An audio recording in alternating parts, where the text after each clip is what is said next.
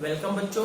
इस सेशन में हम सभी देखेंगे कि ग्रेविटेशनल फोर्स क्या है और क्या है उसकी कैरेक्टरिस्टिक्स हैं, साथ ही साथ क्या है इलेक्ट्रोमैग्नेटिक फोर्स क्या है। ठीक, तो अब ये देख लीजिए ग्रेविटेशनल फोर्स क्या है।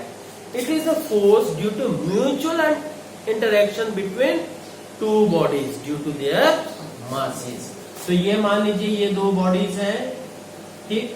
तो अब ये क्या, इन दोनों के बीच डिस्टेंस क्या r हो गई, तो इसका मास m1 है, इसका मास m2 है, तो इनके ऊपर लगने वाला फोर्स जो होगा ग्रेविटेशनल फोर्स होगा। F will be equal to Gm1 m2 by r square. ठीक है, तो ये क्या है लिख सकते हो इसके लिए डेफिनेशन में, it is a mutual force acting between two bodies due to their masses। ठीक है, अब बच्चों इसके साथ ही इसकी कुछ कैरेक्टरिस्टिक्स हैं। ठीक, पहला क्या कि इसको क्या, इट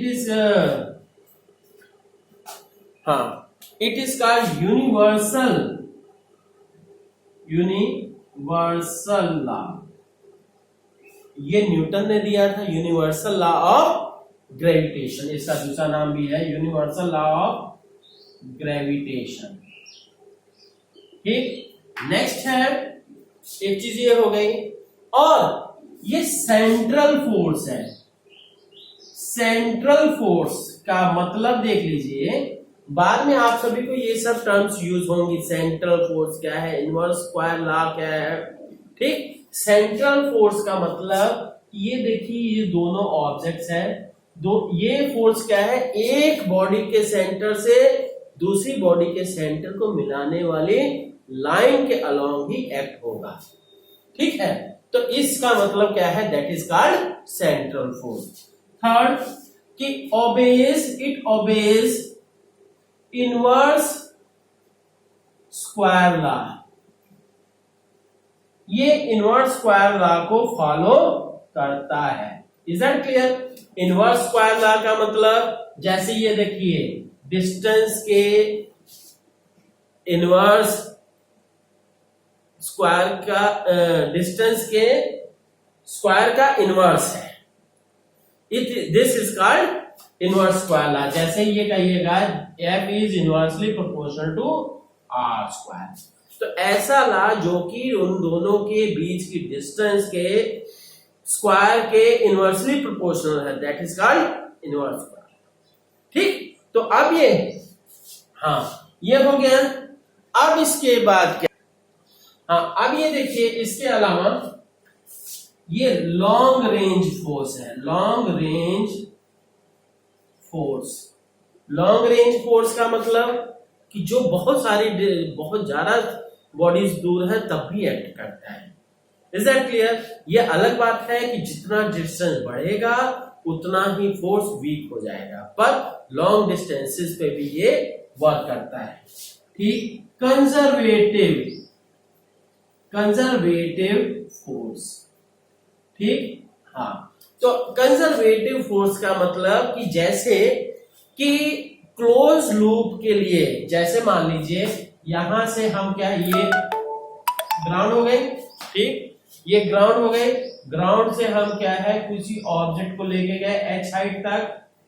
ठीक, इस पे कुछ वर्क करना पड़ा, तो फिर उसको अगर छोड़ दिया जाएगा तो यहाँ पे प्लस वर्क किए, तो अगर ये आप नीचे छोड़ते हो तो यहाँ पे आपको वर्क मिल जाता है।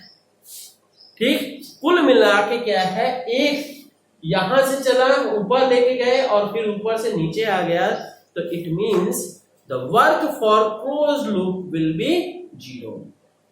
ठीक है, तो दैट इज कॉल्ड ये कंजर्वेटिव फोर्स। ठीक, तो अब ये है बच्चों कि आपको एक मैं वर्क दे रहा हूं कि आपको डिसाइड करना है कि क्या फ्रिक्शनल फोर्स कंजर्वेटिव फोर्स है कि नहीं, सोचिएगा जरा। ठीक, तो अब लॉन्ग रेंज फोर्स हो गया, कंजर्वेटिव फोर्स हो गया, और ये वीकेस्ट हमें दिखाई देता है, पर क्या है, ये वीकेस्ट फोर्स है, फोर्स इन नेचर। ठीक, और इसके अलावा हाँ, moreover it is believed that, ठीक, इसका कोई एविडेंस नहीं है, ये क्या है, देखिए साइंस में यही है, पहले हम हाइपोथेसिस बनाते हैं, फिर उसके बाद उसका एक्सपेरिमेंटल वेरिफिकेशन करते हैं, तभी वो थ्योरी वैलिड होती है। अगर हमारा हाइपोथेसिस, हमारी परिकल्पना क्या है, एक्सपेरिमेंटल वेरिफिकेशन में सही नहीं उठती है, तो वो हमारा क्या है, वैलिड नहीं रहेगा। ठीक, it is believed that, it is believed, believed that this force is due to exchange of particles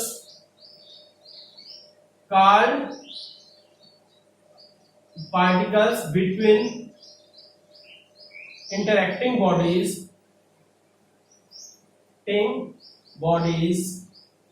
मतलब जिस बॉडी के लिए हमें कैलकुलेट करना है, between interacting bodies due to exchange of particles between interacting bodies, exchange of gravitons कर दिए, particles की बजाय क्या है, उन पार्टिकल्स का नाम जो है क्या बोला जाता है, ग्रेविटॉन्स, ग्रेविटॉन्स पार्टिकल का नाम है।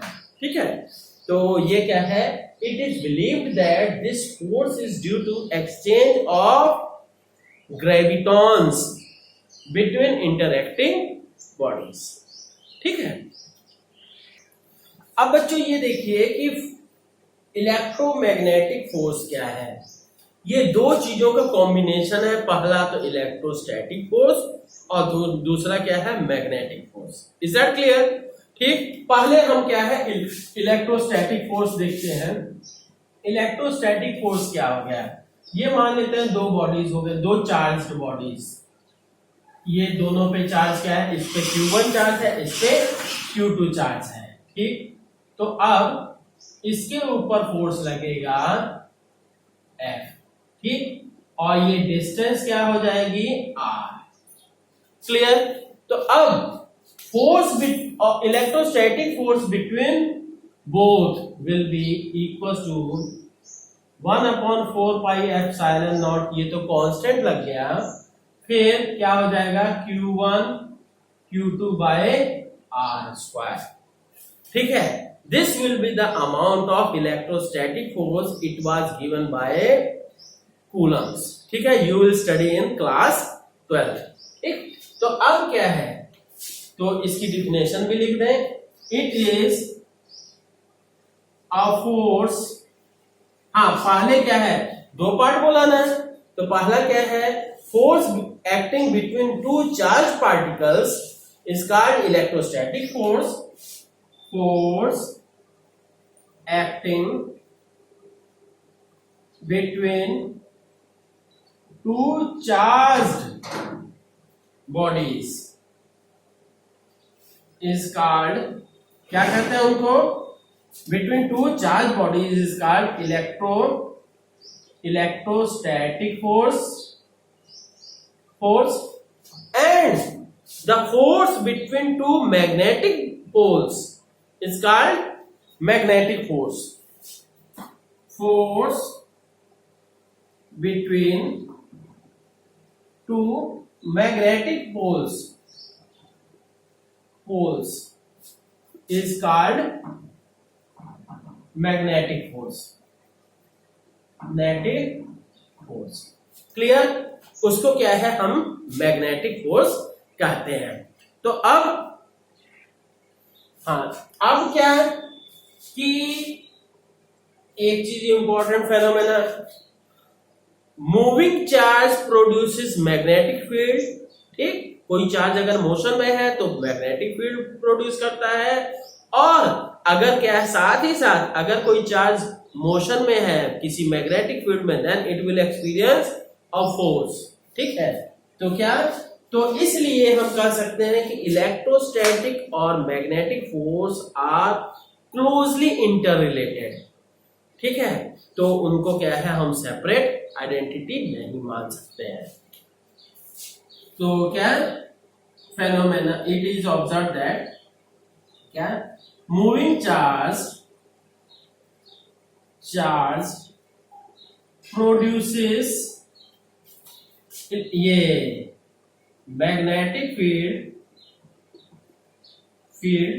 And moving charge produces magnetic field and, और क्या होगा जी, एंड मैग्नेटिक फील्ड एंड ये and moving charge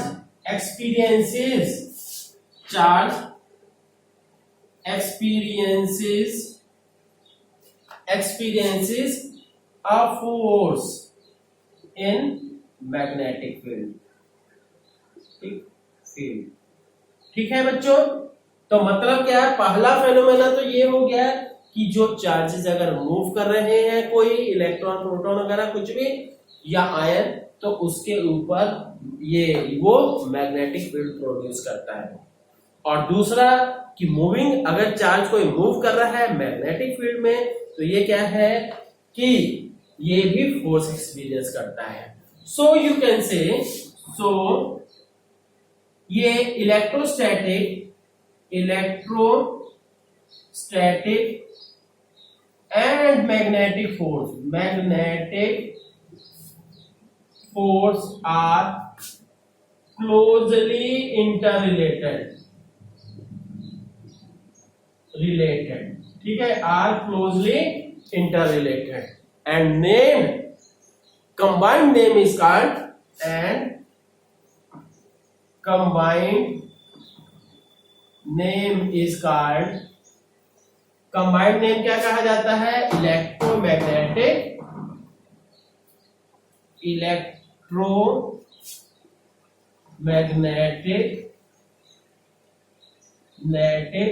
force. Is that clear?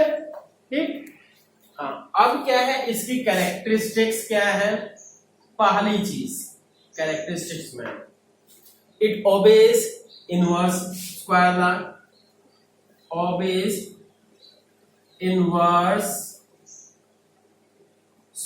Law, ठीक, पता है ना क्यों? क्योंकि F is inversely proportional to R square.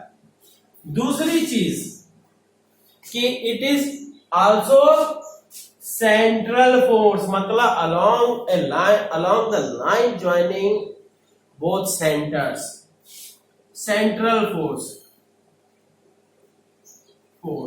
ठीक, और तीसरी चीज कि लॉन्ग रेंज फोर्स है,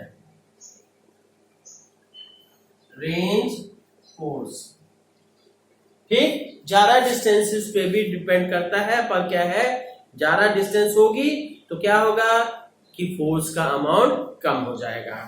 ठीक, अब लॉन्ग रेंज फोर्स हो गया, सेंट्रल फोर्स हो गया, इनवर्स स्क्वायर लॉ, और ठीक, अब देखिए इसके बाद क्या है, लॉन्ग रेंज के बाद कि कंजर्वेटिव, ये भी कंजर्वेटिव फोर्स है। कंजर्वेटिव फोर्स मतलब कि किसी क्लोज लूप में वर्क डन क्या होगा, 0 होगा। ठीक, तो अब जैसा कि मैंने बताया था, और ये क्या है, ग्रेविटेशनल फोर्स अट्रैक्टिव होता है हमेशा। ठीक है, हमेशा अट्रैक्टिव, शायद उसमें मैंने नहीं लिख पाया था, नोट कर लीजिएगा। पर यहां पे क्या है, इट मे बी अट्रैक्टिव और रिपल्सिव, मे बी अट्रैक्टिव और रिपल्सिव, ये अट्रैक्टिव भी हो सकता है और रिपल्सिव भी हो सकता है। अब इसका सबसे बड़ा origin, it is cause due to exchange of photons between interacting particles. ठीक है, it is caused due to